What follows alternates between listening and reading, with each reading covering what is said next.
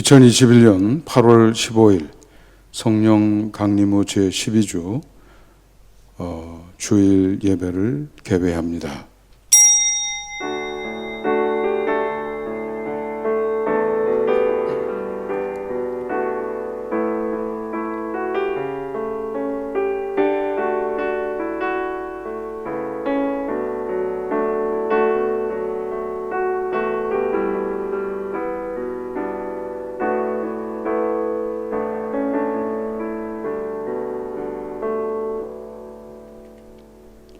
오라 우리가 굽혀 경배하며 우리를 지으신 여호와 앞에 무릎을 꿇자.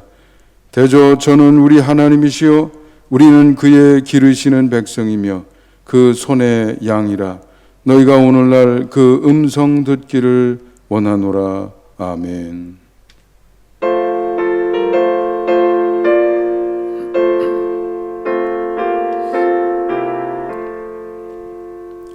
어두운 밤시 되리니 내 직분 지켜서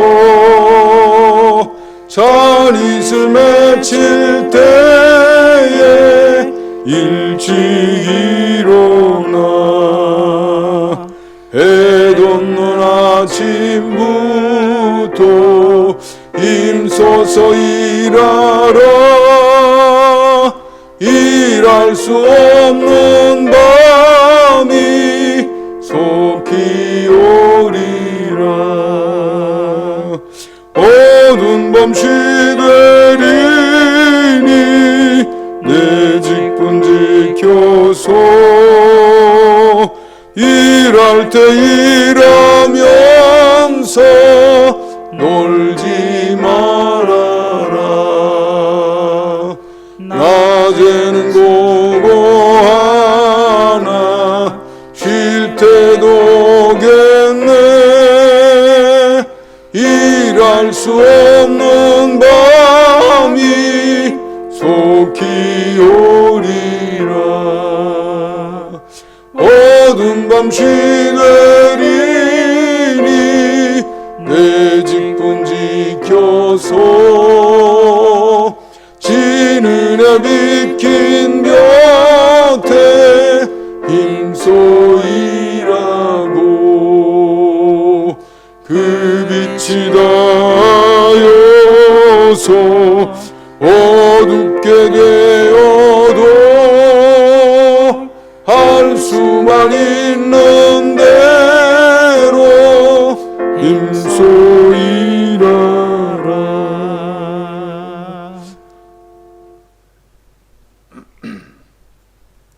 주 안에서 항상 기뻐하라. 내가 다시 말하노니 기뻐하라.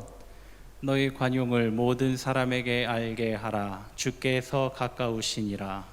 아무것도 염려하지 말고 다만 모든 일에 기도와 간구로 너희 구할 것을 감사함으로 하나님께 아뢰라.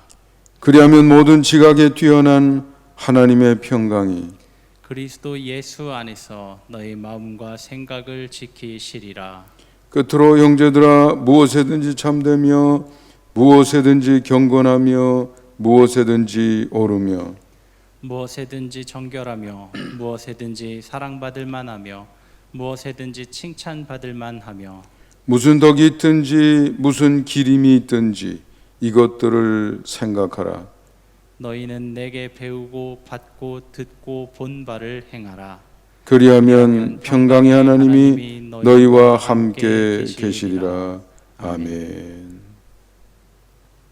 전능하사 천지를 만드신 하나님 아버지를 내가 믿사오며 그 외아들 우리 주 예수 그리스도를 믿사오니 이는 성령으로 잉태하사 동정녀 마리에게 나시고 본디오 빌라도에게 고난을 받으사 십자가에 못 박혀 죽으시고 장사한 지 사흘 만에 죽은 자 가운데서 다시 살아나시며 하늘에 오르사 전능하신 하나님 우편에 앉아 계시다가 저리로서 산자와 죽은 자를 심판하러 오시리라.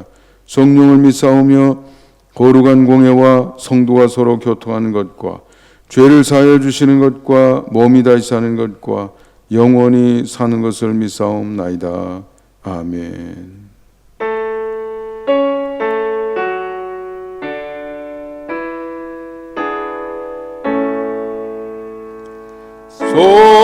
성자와 성령 찬송과 영광 돌려보내세.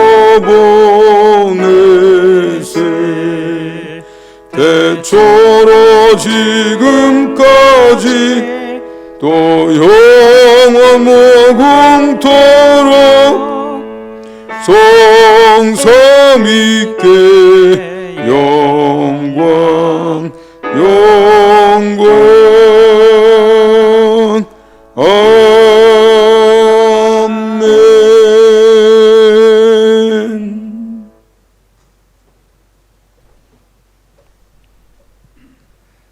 시작과 끝이 되시며 영존하시는 하나님 아버지, 아침에 피었다가 저녁에 지는 풀꽃과 같은 인생들을 사랑하시고 아껴주신 은혜에 감사드립니다. 이 멸망하는 인생들을 또한 영생으로 인도하여 주시니 더욱 감사드립니다. 주님의 은혜를 감사하여 순종하는 마음으로 이 주의 날을 거룩히 구별하오니 주여 오늘 각 사람의 예배에 임하시사 기뻐 받아주시고 영광 나타내 주시옵소서. 이 예배를 통하여 함께하는 모든 이들이 주의 은혜를 다시금 깨닫고 주의 말씀을 향하여 한 걸음 더 전진하는 시간이 되도록 인도하여 주시옵소서. 은혜의 하나님, 예배를 통하여 선포하신 하나님의 말씀이 우리 각 사람을 변화시키고 하나 되게 하셔서 악한 원수마귀 사탄이 우리를 흔들지 못하게 하시고 모든 시기와 분쟁과 다툼의 씨앗들이 싹을 트지 못하게 하여 주시옵소서. 그리고 오직 주의 뜻과 말씀 안에서 하나 된 교회가 되게 하여 주시옵소서. 특별히 주님의 날이 얼마 남지 않은 이 시기에 세월을 아끼며 주의 복음을 선포하고 주의 오실 길을 예비하는 교회가 되게 하여 주옵소서. 곧 높은 자들은 부끄러움을 알게 하시고 낮은 자들에게 주의 은혜를 선포하며 깊은 마음의 상처들과 불신의 골이 메워져서 평탄한 길을 예비하게 하여 주시옵소서. 또한 주의 자비가 필요한 이들에게 치유의 권능을 나타내 주시사 모든 병마가 떠나가고 상한 것이 속히 회복되며 약한 것이 새 힘을 얻게 하여 주시옵소서. 마음의 생각에 부정적이고 어두운 것들이 떠나가고 감사와 찬양이 넘치게 하여 주시옵소서. 그리고 코로나 바이러스의 악한 질병이 속히 사라지게 하여 주시옵소서. 이 나라와 민족을 불쌍히 여기사 분쟁과 분열이 가득한 이 사회에 평화와 상생이 자라나게 하시고 서로를 이해하고 존중하며 높은 자나 낮은 자나 서로를 향해 예의를 지키는 나라가 되게 하시고 의료, 과학, 기술과 상공업에서 세계 위의 경쟁력을 갖추는 나라가 되게 하여 주시옵소서. 이 모든 하나님의 뜻을 실현하기 위하여 환난 중에도 헌신하는 이들을 기억하여 주옵소서. 종말의 때에도 부족함 없이 어려움 없이 주의 나라를 위하여 헌신할 수 있도록 보호하여 주시옵소서. 모든 사명 끝까지 완수한 뒤에 주님께 칭찬받는 종들이 되게 하여 주시옵소서.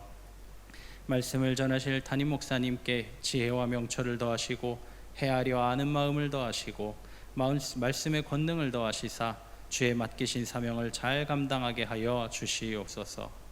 언제나 주의 말씀에 순종하며 헌신하는 모든 이들과 세상 끝날까지 함께 하실 우리 구주 예수 그리스도의 이름으로 기도합니다. 아멘.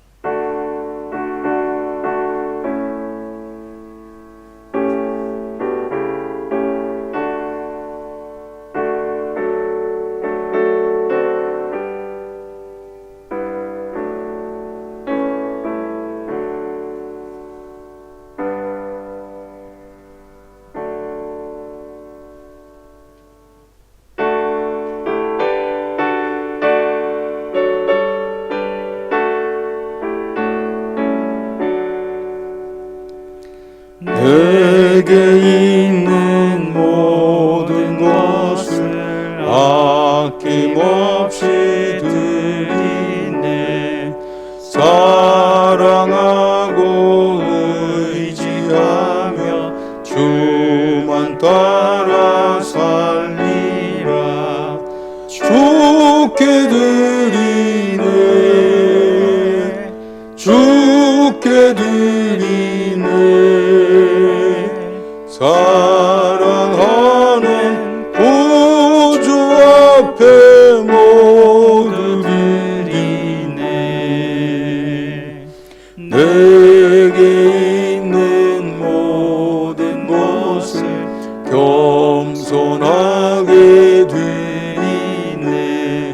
세상 욕심 멀리하니 나를 받아주소서. 주께 드리네, 주께 드리네. 사랑하는 구주 앞에 모두 드리네. 내게 있는 모든 것을 주를 위해 드리네. 주의 성령 충만하게 내게 내려주소서. 주께 드리네, 주께 드리네. 사랑하는 구주 앞에 모두 드리네.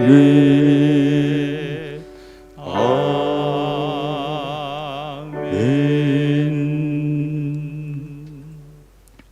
하나님 감사합니다.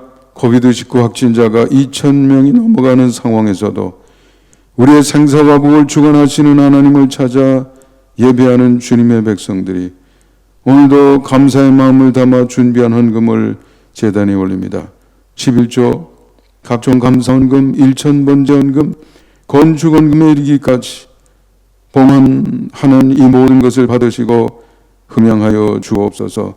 오늘도 주님의 백성들 이들에게 하늘의 신령한 복과 땅의 기름짐의 복과 신상의 건강의 복으로 충만케 하옵소서. 코비드19 상황을 이겨낼 믿음과 영적 강력을 허락하여 주옵소서. 주님의 백성들의 가정은 여전히 기쁨으로, 행복으로, 감사로, 평강으로 충만하게 하옵소서. 제사장들로 하여금 그 백성들을 축복하게 하셨던 것처럼 오늘도 주님의 백성된 이들에게 복을 주시고 지키시며 얼굴을 비추사 은혜 베푸시며 얼굴을 주님의 백성을 향하여 드사 평강을 내려 주옵소서. 우리 주 예수 그리스도의 이름으로 축복하며 기도하옵나이다. 아멘.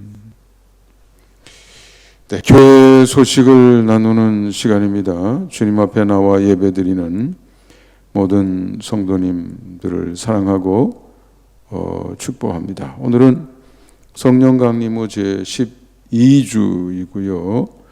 성령님과 동행, 어떻게 능숙하게 할 수 있는 사람이 될 것인가, 우리의 신앙생활에 중요한 과제가 되겠습니다. 수도권 사회적 거리두기가 4단계로 2주 연장이 되었지요. 8월 9일부터 22일 주일까지 2주 연장이 되었습니다. 그 무렵만 해도 1,800명대였는데 지금은 2,000명대가 넘어서고 있어서 2주가 지난다고 해서 다시 이 단계가 조금 낮은 단계로 내려갈 수 있을지 미지수인 아주 걱정스러운 상황이 되겠습니다. 우리 교회는 정부 규정을 따르는 대면 예배를 드립니다. 개편된 사회적 거리두기 방침에 따라서 수용 인원의 10%, 최대 99명까지 예배를 드릴 수 있습니다.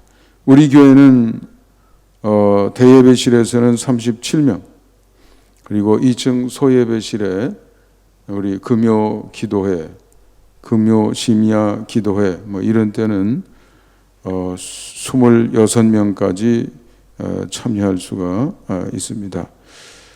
주중 예배도 다시 정부 방침의 변화에 따라서 정기적으로 드리던 예배들은 다 드릴 수가 있으니 오랫동안 출석을 못하셨던 분들 이제 다시 기도하시면서 출석을 이렇게 깊이 생각해 보시기 바랍니다.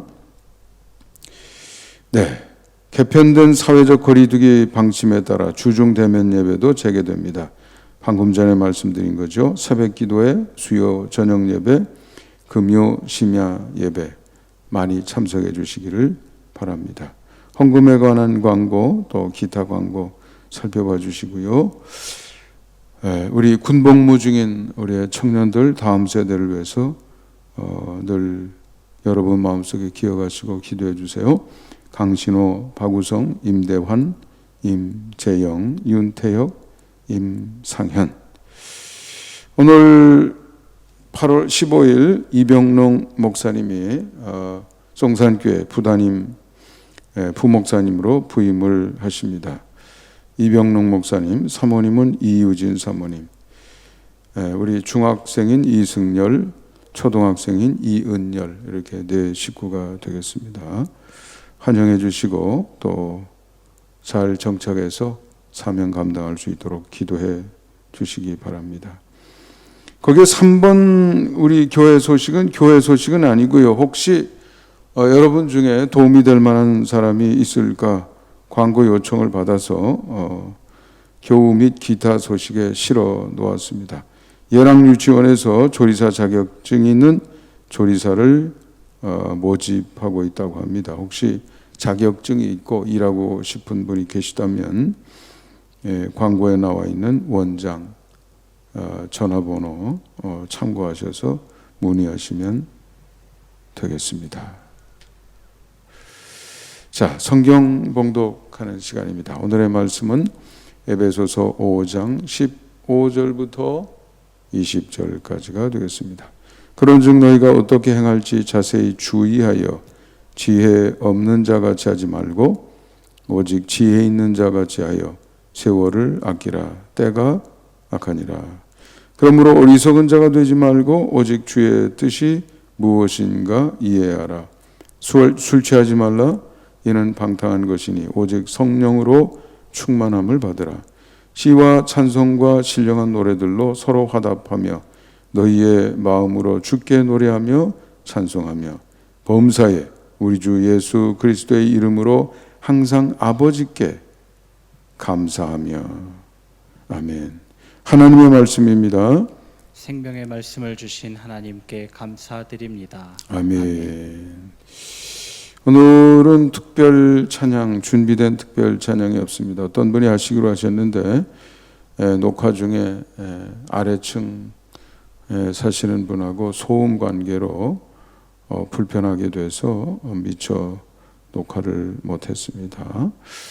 우리 찬양하기 좋아하시는 분들 뭐 집에서 하신다고 하더라도 뭐 큰 악기나 이렇게 안 하시고 작은 기타 이런 걸 사용하셔서 조용조용 찬양하셔서 녹화하셔도 됩니다. 많은 분들이 참여하셔서 찬양 하나님께 드리는 성가대 대신 하는 찬양 순서죠. 빠짐없이 매주마다 하나님께 영광을 돌릴 수 있도록 많은 분들이 동참해 주시면 좋겠습니다. 오늘도 교회 여러분, 여러분의 가정, 여러분 일상에 하나님의 은혜가 풍성하시기를 주님의 이름으로 축원합니다. 오늘 말씀은 세월을 아끼라. 본문에 나와 있는 표현이죠. 그렇게 제목을 잡아 보았고요. 준비된 파워포인트 자료를 보면서 함께 말씀 속 여행을 출발하겠습니다. 우리 첫 번째 자료는 오늘의 성경 본문은 무엇인가? 설명된 내용을 집에서도 온라인 예배를 드리시는 분들도 함께 읽어보시기 바랍니다. 개정표준 선구집이 오늘 사용하도록 제시한 4개의 선구 중 우리가 선택한 본문은 에베소서 5장 15절부터 20절입니다. 본문 말씀을 읽고 요점을 파악하는 것으로 오늘 여정의 출발점으로 삼겠습니다. 오늘 15절부터 20절은 그리스도의 이름으로 감사라, 이렇게 제목이 붙어 있는 그 부분의 한 이제 부분이 되겠습니다. 마지막 절이 감사하며 이렇게 끝났지만 사실은 뭐 영어 성경이나 원문 성경은 이렇게 그냥 종결되는 이렇게 다음 요절로 꼭 이렇게 한 문장으로 연결되는 부분은 아니고요. 우리 개정개혁 성경에서는 감사하며 다음 요절하고 21절하고 연결을 해서 그렇지 20절로 맞출 수 있는 부분이 되겠습니다. 자, 우리 15절을 한번 읽어보죠. 네, 우리 한번 같이 읽습니다. 그런즉 너희가 어떻게 행할지를 자세히 주의하여 지혜 없는 자같이 하지 말고 오직 지혜 있는 자같이 하여. 네, 지혜 있는 사람같이 살라는 거죠. 지혜 있는 사람같이 사는 것은 뭐냐면 어떻게 행할지를 자세히 주의 깊게 생각하면서 사는 것, 이것이 지혜 있는 사람의 삶이라는 거죠. 우리 그리스도인들도 자세히 주의를 집중하면서 일상을 살아야 된다는 겁니다. 넉넉고 습관적으로 아무 생각 없이 그저 뭐 오늘 벌써 다 지나갔어요 시간, 뭐 이런 식으로 살면 안 된다는 거예요. 벌써 시간이 이렇게 됐어요, 이렇게 되면 안 된다는 거죠. 항상 각성된 상태를, 그런 마음의 상태를 유지하라는 것입니다. 여러분, 제가 오래전에 한번 소개했습니다만 브루스 립튼이라고 하고, 닥터 브루스 립튼이라고 하는 생물학자죠. DNA 연구 초기에 아주 연구했던 중심 인물 중에 한 사람이 되겠습니다. 그런데 이 사람은 인간의 세포나 DNA 이런 걸 연구하면서, 신앙인이 아니에요. 무슨 기독교인도 아니고. 근데 그걸 이렇게 연구하면서 공부하다가 생물학 현미경만 평생 들여다보며 살았는데 어느 날 갑자기 이 DNA나 이런 구조를 보니까 사람은 믿음을 가지고 살아가야 되겠네. 믿음으로 살도록 이 존재 구조나 특성이 그렇게 돼 있네. 이런 깨달음을 얻게 되다고 그래요. 그래서 믿음으로 사는 것을 굉장히 강조하는, 이제는 뭐 은퇴한 사람입니다만은 이제 그런 생물학자가 되었습니다. 그런데 그 브루스 립튼이라고 하는 사람이 말한 것 중에 하나가 뭐냐면 사람은 습관으로 살아가게 돼 있다는 거예요. 각성 상태를 유지하기가 굉장히 어렵다고 그래요. 그리고 우리 몸은 자동화 시스템이기 때문에 자동적으로 모든 것이 운행이 됩니다. 우리 몸이. 근데 몸은 그렇다고 쳐도 내가 살 때는 몸은 나를 도와주는 거니까 그 우리 몸 속에 있는 거 일일이 어떻게 그거 다 지금 소화는 얼만큼 됐나, 뭐가 지금 소화액이 더 필요하나 덜 필요하나, 침샘에서 침을 내야 되나, 땀을 지금 만들어야 될까, 어느 정도 만들어야 될까, 물이 지금 필요할까, 이런 거 어떻게 다 일일이 계산하면서 삽니까? 그거는 우리 몸이요 1초에도 수백만 번의 모든 계산을 하면서 다 자동 시스템으로 다 처리를 해주고 있습니다. 우리가 정신 쏟아서 다 할 수가 없어요. 여러분, 한 가지 일하기도 우리는 어렵잖아요. 사람의 머리는 멀티태스킹 하도록 되어 있지 않습니다. 여러 개의 일을 한 번에 할 수 있는 게 사람의 머리가 아니에요. 그래서 우리 몸은 그렇게 운행이 된다 할지라도 우리의 삶은 우리가 이렇게 한 가지씩 결정해서 집중하면서 일을 처리하게 되어 있지 않습니까? 저는 이 시점에서는 설교하는 데 집중하고 있는 것이죠. 그런데 그분의 말에 의하면 우리 몸만 자동화돼서 돌아가는 것이 아니라 우리도 정신 차리지 않으면 하루 종일 습관에 따라서 나도 모르는 사이에 살던 삶을 늘 반복하게 된다는 것이죠. 우리가 정신 차려서 눈을 부릅떠야 최대 5% 깨어 있을 수 있다. 그런 정도로 이야기하고 있습니다. 그러니까 그 5% 정도 깨어 있다고 하는 그런 시점, 또 그것을 자꾸 극대화시켜 가면서 우리의 이 집중력으로 그것이 부족하다고 하면 무슨 방법을 써야 돼요. 방법을 써야 돼요. 여러분 나름대로 방법을 찾아보세요. 무심히 멍 때린다고 그러잖아요. 멍하고 앉아 있거나 아무 생각 없이 하던 일을 하는 그런 시간을 자꾸 줄여야 되는 거죠. 정신을 집중하고 각성된 상태에서 거기에 머물러 있어야 된다는 거죠. 그래야 판단을 하거든요. 분별을 하거든요. 결정을 하거든요. 무엇에 따라요? 하나님의 뜻에 따라. 그럴 때 하나님의 입장에서 또는 영적인 입장에서 기독교 신앙의 입장에서 그래야 그것이 지혜 있는 삶이지요. 오늘도 살고 보니까 살던 습관대로 살았어요. 이래가지고 우리가 하나님의 말씀에 어떻게 순종하겠네요. 그렇죠? 그러니까 그렇게 살아서는 안 된다. 주의 깊게 살피면서 살아라. 네, 그렇게 말하고 있는 부분이 되겠습니다. 16절 우리 함께 읽습니다. 세월을 아끼라. 때가 악하니라. 세월을 아끼라고 얘기합니다. 그러니까 아까 그 요절하고 사실 연결이 되죠. 그래서 15절, 16절 여기 악하니라 하고 여기서 마침표가 찍어지는 이제 하나의 문장입니다만은, 네, 시간 순식간에 지나간다 그러잖아요. 많은 사람들이 인생은 뭐와 같다고 그래요? 살과 같다. 화살. 순식간에 날아가서 관역에 빡 꽂히잖아요. 네. 인생이 길게 남아있는 것 같은데 지난 날 뒤돌아보면 순식간에 다 지나갔어요. 내가 벌써 이렇게 됐나? 내가 벌써 60이 넘었나? 이런 생각들이 들잖아요. 40이 넘었나? 네. 세월이 엄청 빨리 간다 이거죠. 더군다나 때가 악하기 때문에 초놈을 아껴서 사명을 감당하는 삶을 살지 않으면 안 된다 이거죠. 아무 생각 없이 넋놓고 그렇게 사는 시간을 없애야 된다, 그런 얘기가 되겠고요. 17절 한번 읽어보겠습니다. 시작.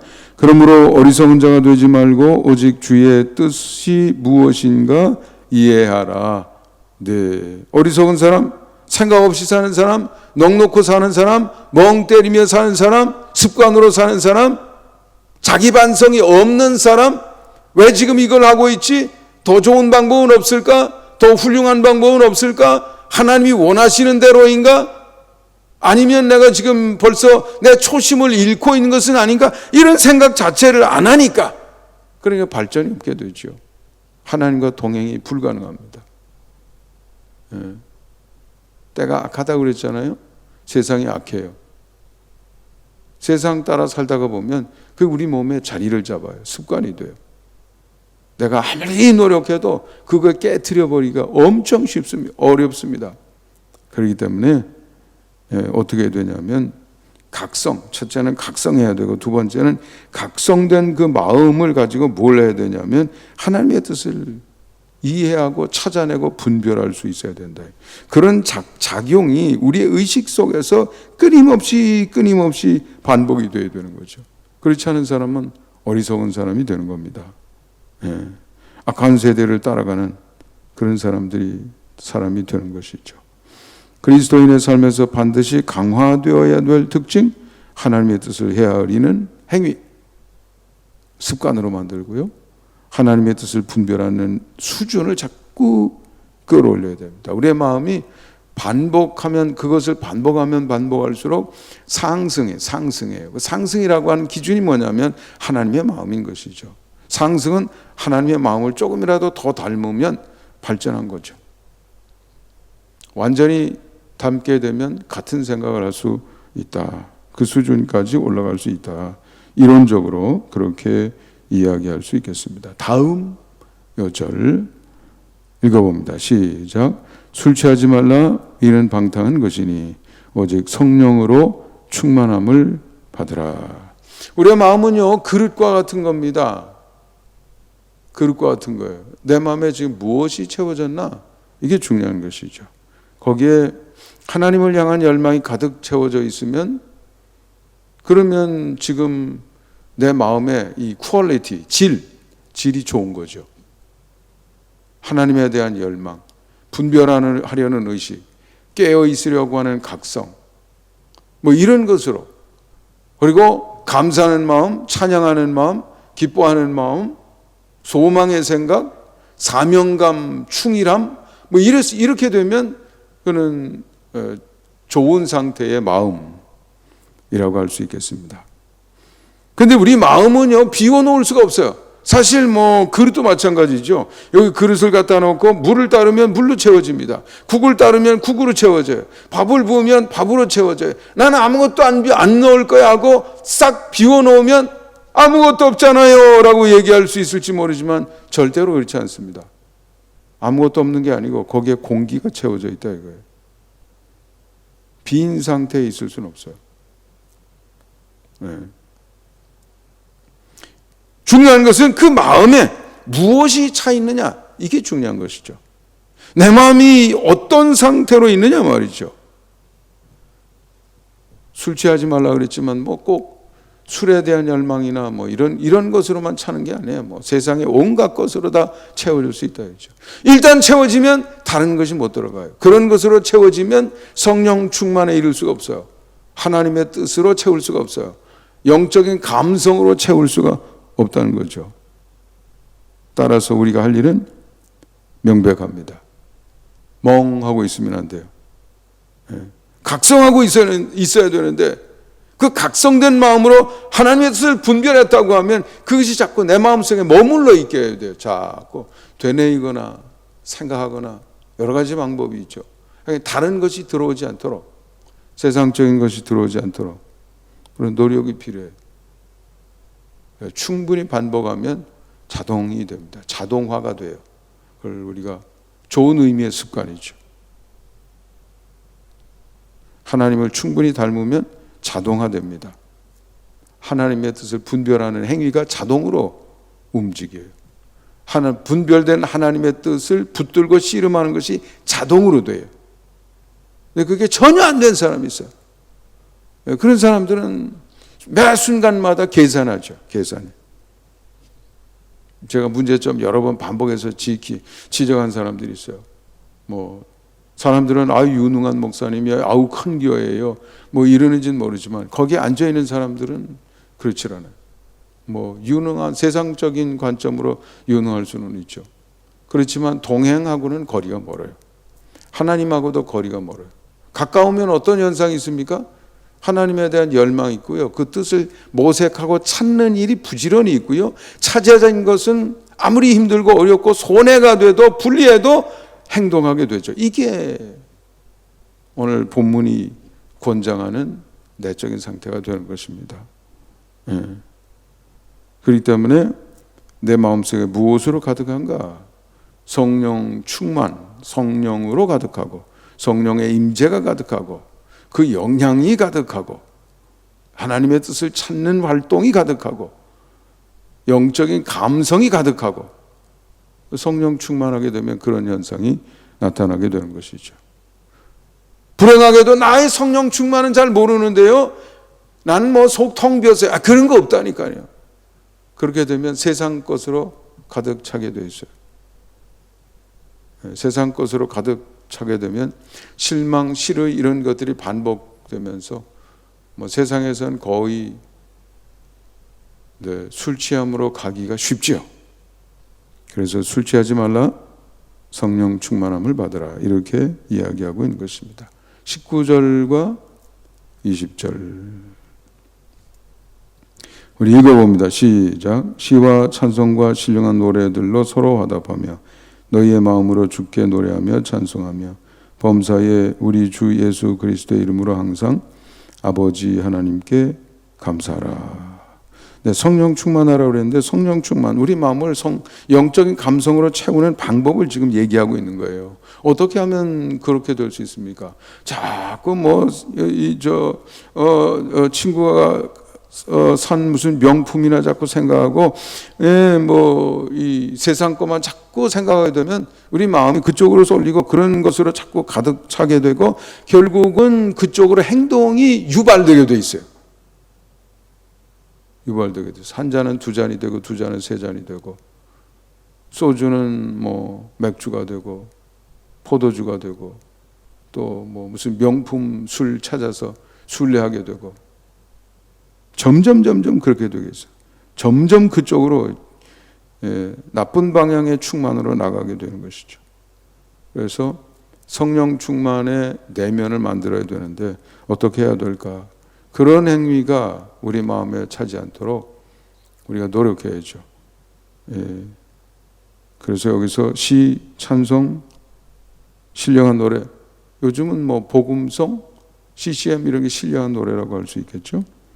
네, 답답할 때 그런 거 불러보세요. 마음이 달라집니다. 벌써 영적인 감정으로 충실해지죠.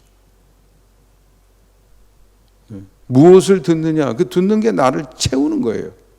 내 마음을 채우는 중인 거예요. 그 다음에 범사에 하나님을 생각하고 감사하는 습관을 갖추라는 거죠.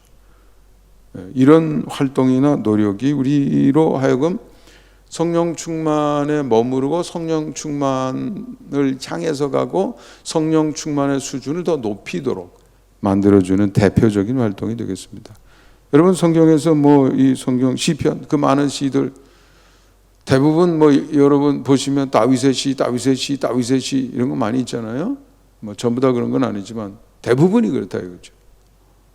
다윗이 그렇게 고통스럽게 살았는데도 어떻게 훌륭한 영적인 사람이 됐습니까? 그런 시련 속에서, 광야 속에서 말이지, 무슨 성전에서 산 것도 아니고, 성막에서 늘 있었던 것도 아니고, 사무엘의 어린 시절처럼, 아니, 그래 도망다니면서 광야, 굴, 전전긍긍했는데, 어떻게 그렇게 충만의 삶을 살 수 있었습니까? 비결이 거기 있었던 거예요. 기도하고, 찬송하고. 그냥 찬송하는 게 아니라 그 찬송을 만들어. 찬송의 시를 써요.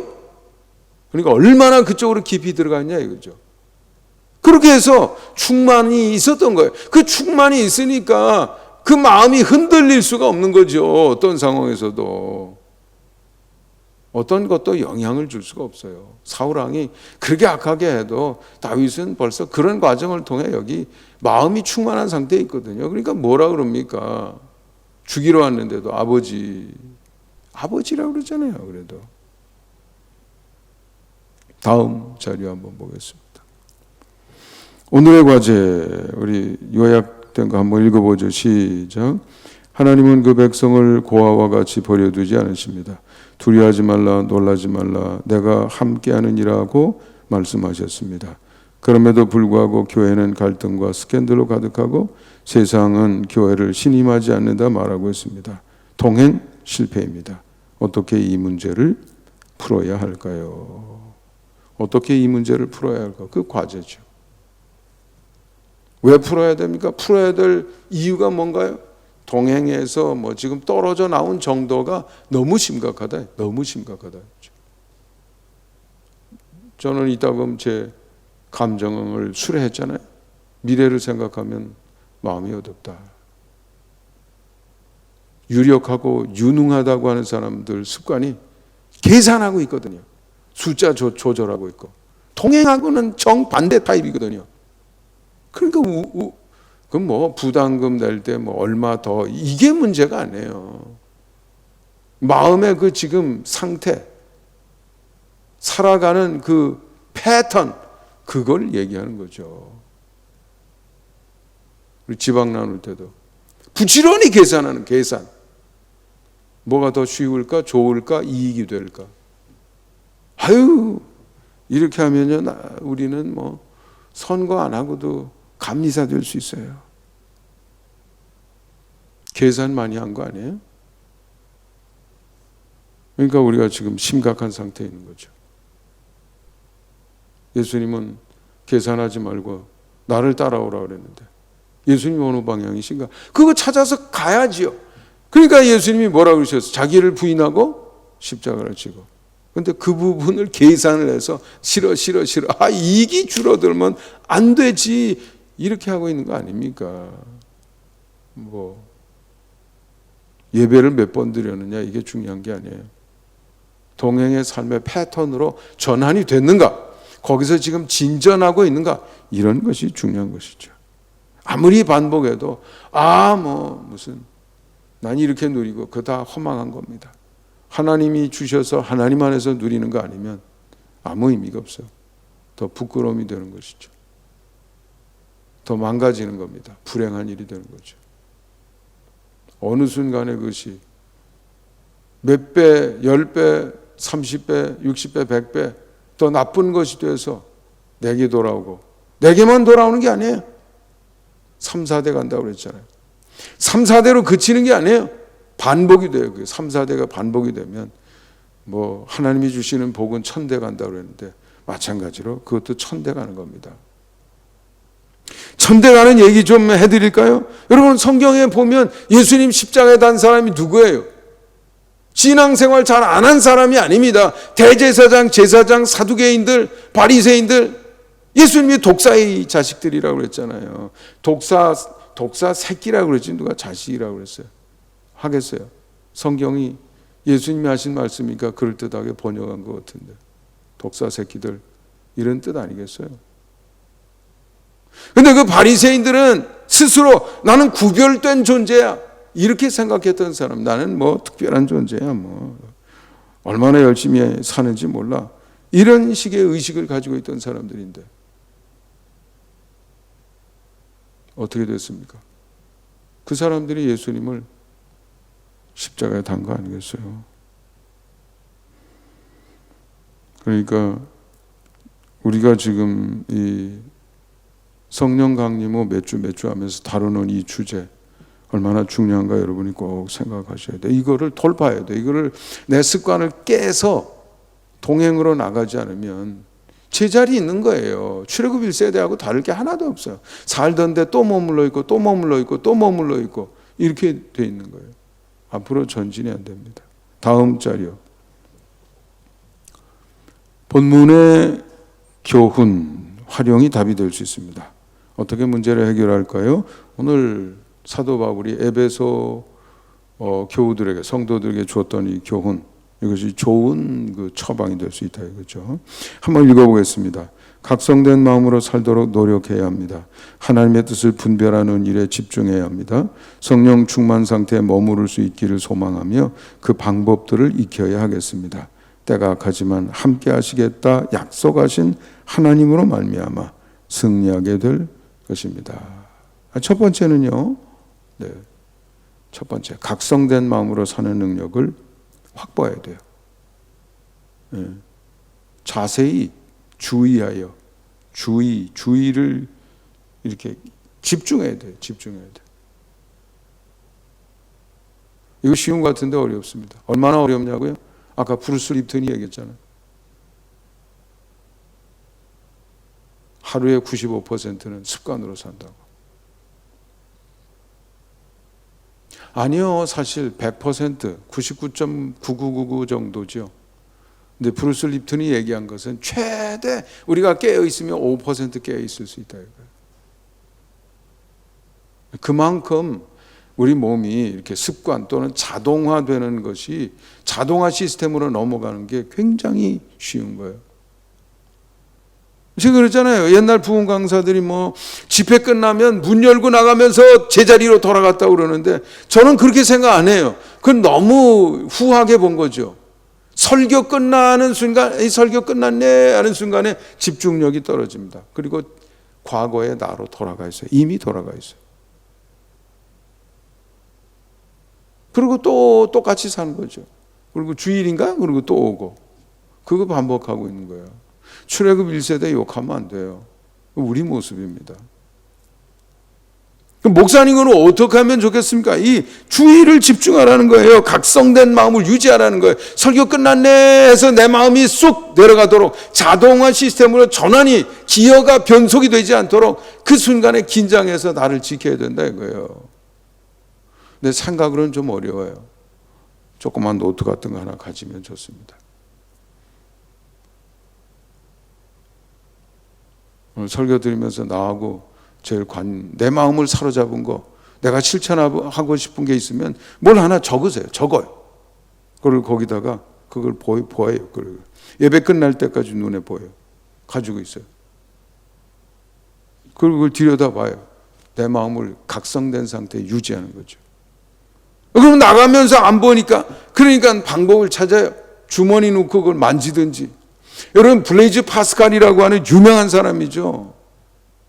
대단한 신앙인입니다. 실존주의 사고의 어떤 개척자나 마찬가지죠. 죄렌 킬케골이라는 철학자하고 마찬가지로. 팡세라는 책을 썼는데 사실은 책을 쓰기 위해서 단상을 모아놓은 거죠. 믿지 않은 사람한테 기독교 신앙에 대해서 내가 설명해서 한 번 설명하면 완전히 이 사람이 정말 이 신앙이 이래서 옳구나, 그렇게 설득할 수 있는 책을 쓰고 싶었는데 아이디어만 모으다가 사실은 일찍 죽었습니다. 최초로 계산기도 만들고요, 물리학 법칙도 만들고요, 뭐 팔방미인이에요. 그냥 천재라고 생각하면 됩니다. 천재예요.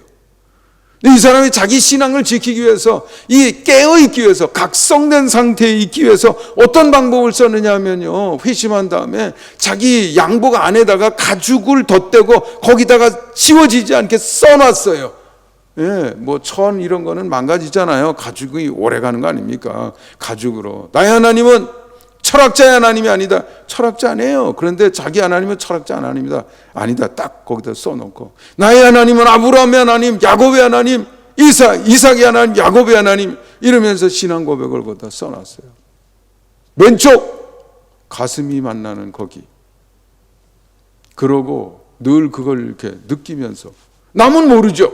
그렇지만 파스칼은 늘 느끼는 거예요. 그걸 가지고 이렇게 느끼는 거예요. 그리고 깨어 있었던 거예요. 그런 방법을 찾아야 됩니다. 여러분들도. 네. 유태인들은 어떻게 했습니까? 하나님이 다 아세요. 그러니까 하나님이 특별한 방법을 처방을 해주셨어요. 너 문 나갈 때 거기 뭐 하나 써놔. 뭘 써놔요? 쉐마. 쉐마 명령 외에 몇 가지 성경 구절이 있어요. 그거 써서 그 안에 집어넣으라고 그랬어요. 바깥문에도. 이스라엘 사람들은 그래서 마을도 하나의 패밀리로 생각합니다. 마을 입구에도 그걸 써놔요. 나가면서 그걸 붙들고 기도하고, 들어오면서 붙들고 기도하고. 그 전에 그건 못했죠. 그래서 망했어요. 그러나 지금은 몸부림치는 유태인들 많은 사람들이 그걸 철저하게 지키고 있습니다. 그런 게 방법이에요. 깨어있는 방법. 이걸 찾아야 돼요. 깨어있는 방법을 찾아야 돼요. 그렇지 않으면 또 나타나고 또 나타나고 그러는 거거든요.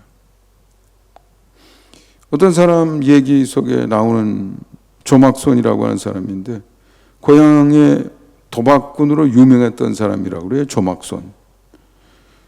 도박에 미쳐서 재산을 탕진하고 패가 망신하게 되었는데, 그제서야 다시는 도박하지 않겠다고 자기 오른손목을 잘랐다는 거죠. 오른손목을 스스로 칼로 내리쳐서.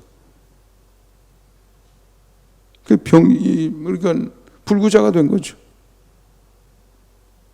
그런데 여러분, 그 손 낫기도 전에 붕대로 감고 다시 어디 갔다고 하는지 아세요? 도박장.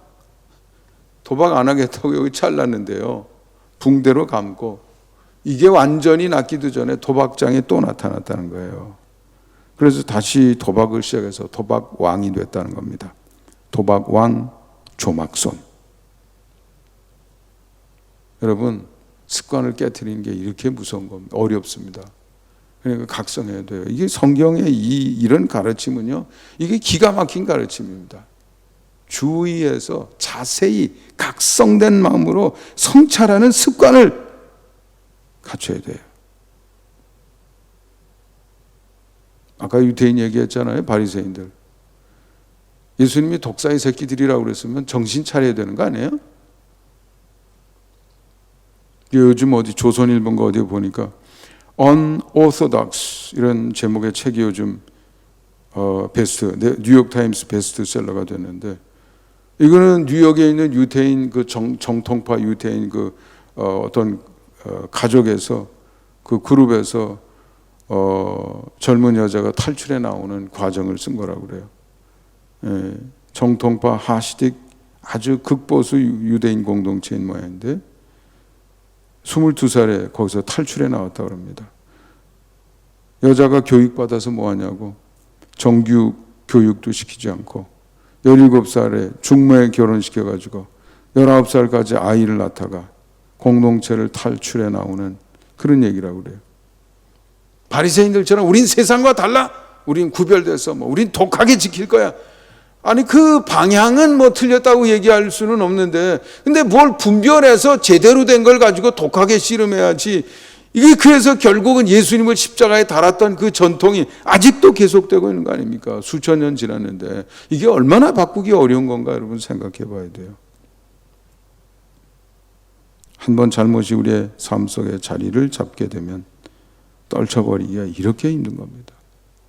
몸부림쳐야 돼요. 몸부림쳐야 돼. 블레이즈 파스칼이 썼던 방법도 써보세요.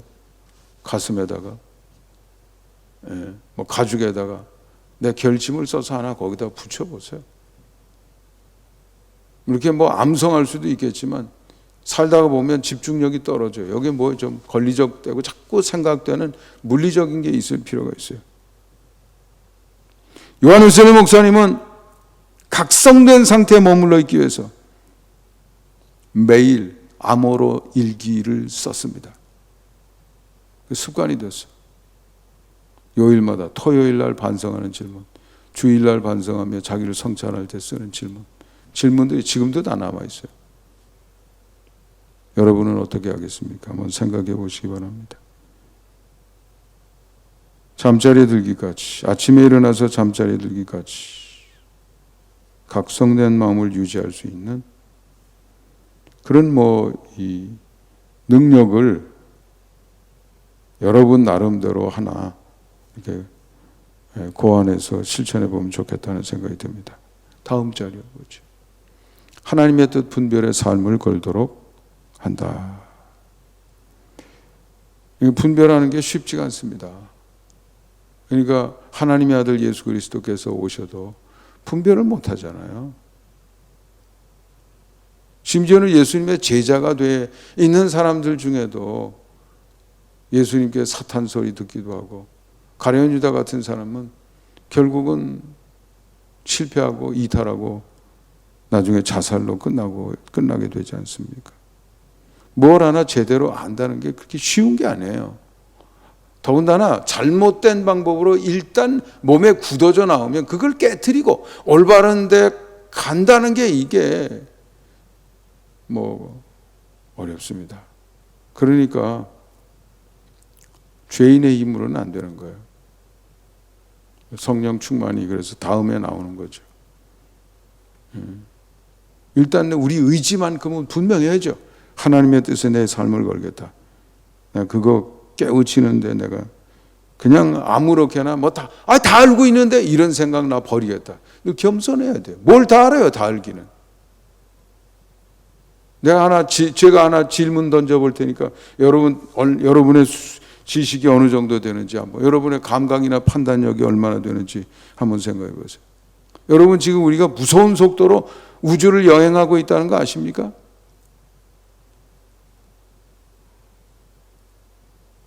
지구 자전 속도가요. 지구 자전이라고 하는 것은 하루 지구가 이렇게 한 번 뺑 도는 걸 얘기하는 거죠. 이렇게 빙글빙글 도는데 팽이처럼 하루에 한 번 돕니다. 그걸 자전이라고 그래요. 지구 어마어마하잖아요. 24시간 동안 그 지구 어마어마한 크기의 이 겉이 한 바퀴 돈다고 생각해 보세요. 우리가 가만히 있는 게 아니에요. 여러분 매일 가만히 뭐 하고 있었어요? 나 가만히 TV 보고 있었는데요. No, 그렇지 않습니다. 가만히 안 있었어요. 얼만큼 움직였는데요. 시속 1670km. 1시간 동안 가는 속도가 1670km.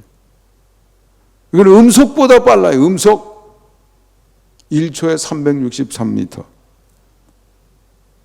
여러분 비행기가 음속을 돌파할 때 폭음이 들립니다. 꽝 소리가 나요. 근데 우리는 사실 초음속으로 지금 달리고 있어요. 그런 느낌이 있습니까? 없잖아요. 몰랐지요? 다 안다는 생각 가지고 있으면 안 됩니다. 내가 지금 알고 있고 내가 지금 다 누리고 나 가만히 있는데 뭔 소리야 지금 가만히 그런 거를 겸손하게 내려놔야 진리를 터득하고 깨닫는 자리로 나아갈 수가 있게 되는 것입니다. 잘못된 것이 우리에게 습관이 되면 그거 떨쳐버리기 어려워요. 제가 인천 지역에 있을 때 성 문제, 돈 문제로 피소되고 결국 출교된 목사가 있었다. 내가 그거 다루면서 진짜 고통스러운 시간을 얼마나 많이 내가 경험하고 넘겨야 하는지 몰라요. 무슨 폭도들 같이 쫓아와서 난리를 부리고 귀찮아서도 그만두고 싶은 마음이 가득한데요. 근데 난 목사잖아요. 감리사잖아요. 사명이 있잖아요. 어떻게 그걸 모른다고 그럴 수 있어요? 결국 출교까지 당했는데도요, 그 추종자들은 아직도 추종하고 있어요. 아직도. 나는 이해가 안 돼요. 이해가 안 된다고 제가 얘기하지만 이해가 됩니다. 한 번 빠지면요, 그렇게 돼 있어요. 에? 천부교. 내가 하나님 아버지야? 노아 홍수 내가 일으켰어? 이래도 거기 한번 들어가면 사람들이 못 나와요. 그러니까 여러분 조심해야 됩니다. 아무렇게나 행동 함부로 하는 거 아니에요.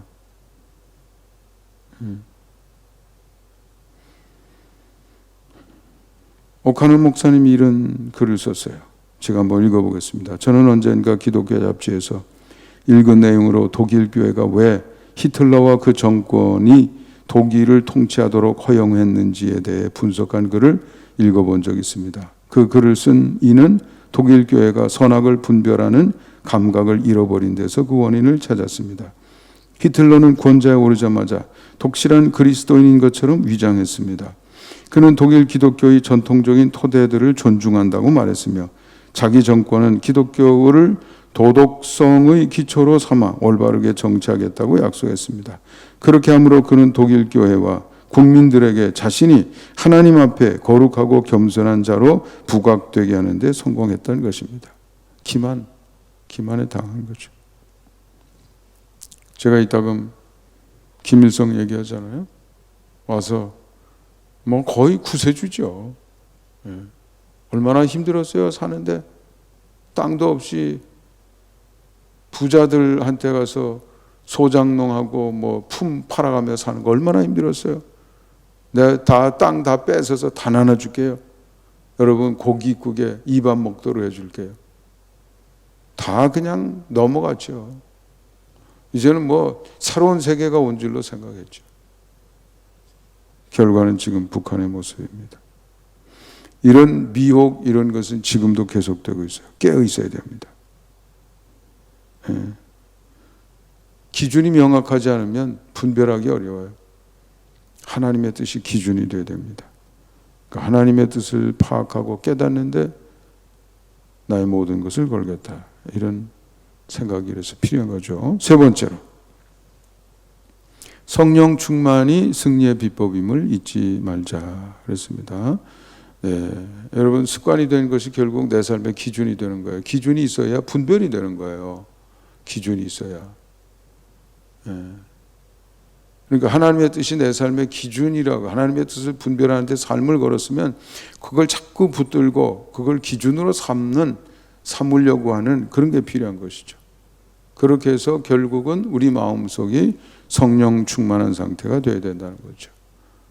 성령 충만 상태. 내 마음을 관리하는 게 굉장히 중요해요. 예를 들어서 불만이 가득하고 원망이 가득하고 뭐 의욕은 하나도 없고 아이고 뭐 무슨 병이래요. 살 의욕이 다 없어요. 불안해요. 우울증이에요. 약 먹고 있어요. 이런 상태가 되면 하나님의 뜻을 분별하기 어려워요. 그런 마음으로는. 내 마음속에 떠오르는 생각마다 거꾸로 된 생각인데 뭐 하나님이 계시긴 뭐 어디 계셔. 하나님이 날 사랑하긴 뭘 사랑하셔. 자꾸 그렇게 되잖아요. 반대쪽으로 나가게 돼 있어요. 이런 것들은 말하자면 하나님으로부터 떨어져 있다고 하는, 멀리 지금 떠나 있다고 하는 증거들이 되는 것이죠. 이런 상태에서는 편향된 생각이 나오기가 쉽습니다. 잘못된 판단이 나오기 쉬운 거예요. 그러니까 히틀러에게도 당하고 김일성에게도 당하고 뭐 지금도 당하는 사람 한둘이 아니죠. 그래서 사도 바울은 오늘 본문에서 성령 충만을 추구하라고 얘기하는 겁니다. 마음이 하나님을 향해 있는 상태, 하나님의 뜻이 내 마음속에 머무르며 소중히 여기는 상태, 하나님의 명령을 붙들고 순종하겠다고 펄펄 뛰는 상태, 하나님의 메시지가 수령될 수 있는 그런 감사, 내 사명감, 내적인 영적인 평화, 이런 것들로 충만해져 있는 그런 상태, 그런 걸 유지할 수 있어야 된다. 그러면 하나님의 뜻을 헤아리기도 쉽고요. 벌써 그 능력이 최고 상태에 있는 거예요. 그러니까 그렇게 마음 관리하는 것을 우리가 중요한 과제로 삼아야 되겠습니다. 어떻게 하면 좋을까요? 사도 바울이 얘기하잖아요. 시, 찬송, 신령한 노래 이런 것들을 활용하라는 것이죠. 시편 이런 그래서 좋은 거예요. 시편. 네, 매일 시편을 읽는다든지 뭐 서점에 가면 기도문 이런 거 유명한 신앙인들의 기도문 이런 것도 있죠. 경건서적 뭐 고전적인 거 이런 거 좀 읽으시면 좋습니다. 뭐 책들이 너무 많고 네, 뭐 내용이 좀 바람직하지 않은 책들도 많이 있습니다. 그래서 고전적인 책들 이런 거 읽으면 참 좋죠. 찬송을 입에 달고 사면 좋습니다. 요즘 뭐 복음성이나 이런 거 CCM 그리고 자주 들어도 좋습니다. 들어도 그러면 마음이 다스려지고요. 예, 성령의 임재가 충만한 상태로 자꾸 갈 수 있는 내적인 그런 상태가 만들어지는 거죠. 또 하나는 감사라는 거죠. 감사, 범사에 감사하라. 사도 바울이 그랬잖아요. 항상 기뻐하라, 범사에 감사하라, 쉬지 말고 기도하라. 하나님과의 관계는 끊임없는 기도로 소통하고 우리의 내적인 혼 차원이죠. 우리 마음은 기쁨으로 가득 채우고 삶의 현장에서는 항상 감사하고 네. 감사의 시각에서 하나님이 역사하고 계셔. 근데 무슨 불평을 할 수가 있겠어요. 하나님이 역사하시고 계셔. 거기에다가 맞춰서 우리가 영적인 시각으로 바라보면 다 감사할 이유가 다 있는 거죠. 그래서 늘 감사를 입에 습관을 들이게 되면 그러면 성령 충만에 이르기도 쉽고 성령 충만을 유지하기도 쉬운 것입니다. 이런 얘기가 있더라고요. 어느 크리스찬 부부인데 엄청 싸웠나 봐요. 술도 마시고 치고받고 해결해 보려고 여행도 다녀보고 상담도 받아보고 별일을 다 해봤지만 진척이 없었어요. 그래서 결국 이혼을 준비하는 여행 연습이다. 그래서 별거하게 됐답니다. 그러다가 이 부부가 마지막으로 한 가지 더 해보자. 하나님께 모든 것을 맡긴다는 생각으로 찬송을 열심히 불러보자. 그래서 찬송을 부르기 시작했다고 그래요.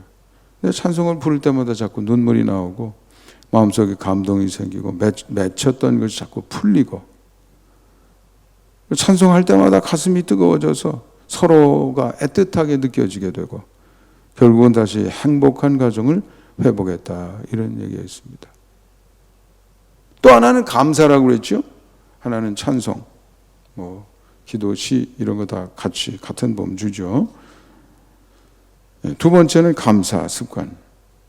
제가 학교 다닐 때 우리 감신 학장이 윤성범 학장님, 고전 학장님이 있고 그 다음에 그분이 은퇴하시면서 윤성범 대학원장이었던 분이 학장이 되었습니다만은 이분과 관련된 이런 일화가 있는 걸 제가 읽어본 일이 있습니다. 어느 목사님 사모님 병원에서 위암 판정을 받았다고 그래요. 목회가 굉장히 힘들었어요. 개척 교회 이런 시간 뭐 이런 걸 보내면서 그러니까 이제는 위암이 걸려가지고 죽게 된다는 생각을 하니까 마음이 점점 더 불편해지는 거죠. 남편에 대한 원망도 이렇게 능력도 없어가지고 개척교회 목회만 해서 고생만 시키다가 결국 나 암 걸리게 했다 이런 생각 때문에 원망만 생기고 얼굴은 어두워지고 그런데 윤성범 이 학장님이 아마 그 얘기를 들었나 봐요. 그래서 목사님을 불러다가 목사님 얼굴도 어둡고 무슨 일이 있습니까?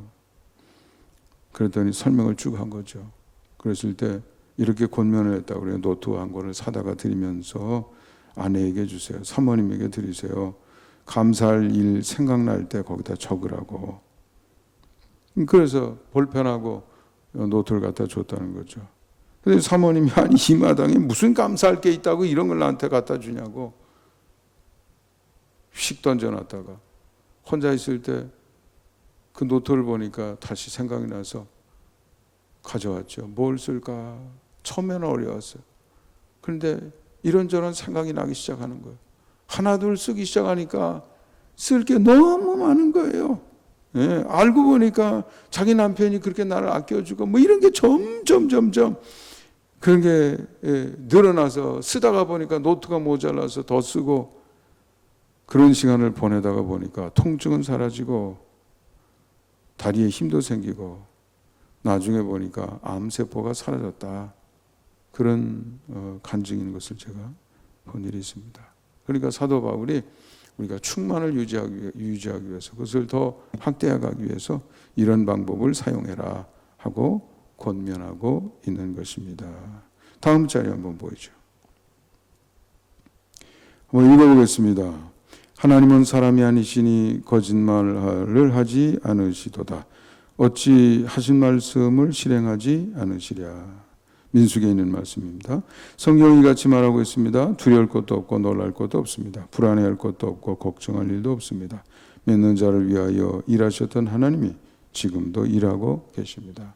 성경에 보면 우리 바울과 실라죠. 바울과 신라가 빌립보 감옥에 갇혔던 때 얘기 여러분 다 아시죠? 네. 그 감옥에서 뭘 했다고 성경에 나와 있습니까? 네. 밤늦게까지 찬송하고 기도하고 찬송하고. 그런데 놀라운 일이 일어났습니다. 막 옥토가 흔들리고 막 옥문이 열리고 지진이 일어나가지고. 근데 옥사장이 와가지고 그걸 보고 깜짝 놀라서 다 도망간 줄 알고 말이죠. 자결하려고 그러는 걸 말려서 우리 여기 있다고 걱정하지 말라고.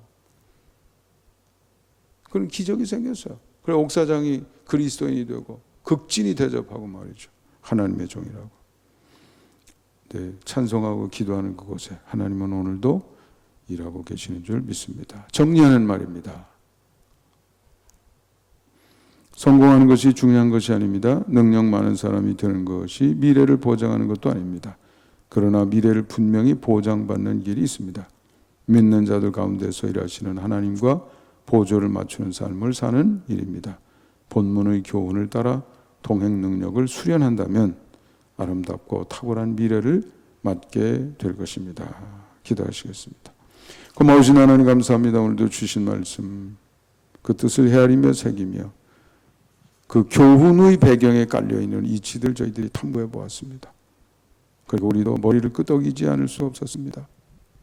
정말 이 악한 때를 사는 우리에게 꼭 필요한 신앙인의 삶의 방법인 것을 믿습니다.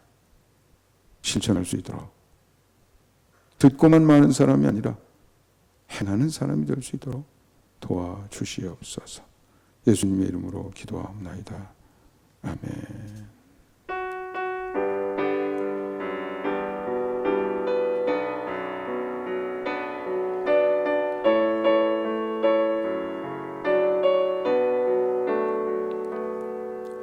너의 가는 길에 주의 평강이 있으리. 평강의 왕 함께 가시니 내가 걸음 주 인도하시리.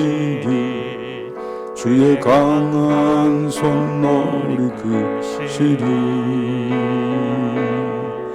너의 가는 길에 주의 축복이 있으리. 영광의 주 함께 가시니 내가 밟는 모든 땅 주님 다스리리. 너는 주의 길 예비케 되리. 주님 나라 위하여 길 떠나는 나의 형제여. 주께서 가라시니 너는 가라.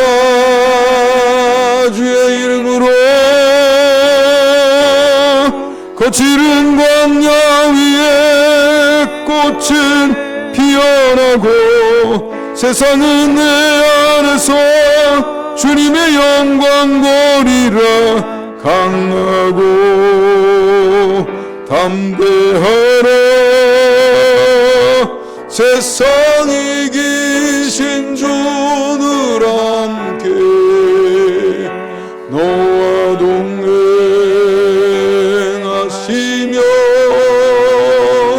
내게 새 힘을 주시리.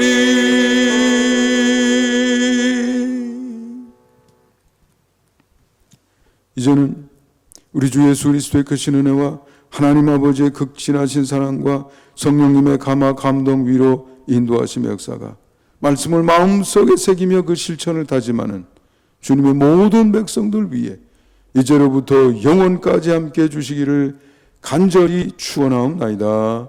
아멘.